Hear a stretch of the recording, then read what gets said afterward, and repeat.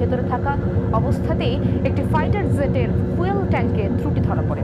জরুরি অবতরণের কথা থাকলেও অল্পের জন্য বেঁচে যায় আকাশযানটি। আইডিএফ পরিচালিত অপারেশন রাইজিং লায়ন বি এর চাঞ্চল্যকর এমন তথ্য জানিয়েছে ইসরায়েলি গণমাধ্যম চ্যানেল 12।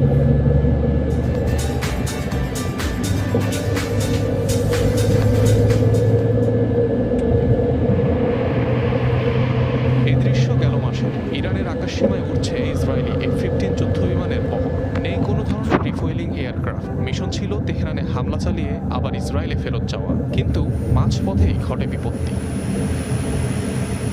সীমানা পেরিয়ে যখন ইরানের অনেকটা ভেতরে প্রবেশ করে যুদ্ধযানগুলো, ঠিক তখনই একটি ফাইটার জেটের ফুয়েল ট্যাঙ্কারে ধরা পড়ে বড় ধরনের ত্রুটি, যেটি ছিল ফুয়েল ট্যাঙ্কার ফেলিয়ার। অর্থাৎ মিশন সম্পন্ন করতে পর্যাপ্ত জ্বালানির ঘাটতি দেখা দিবে মাঝ আকাশে। ফলাফল, দ্রুততম সময়ে করতে হবে জরুরি অবতরণ।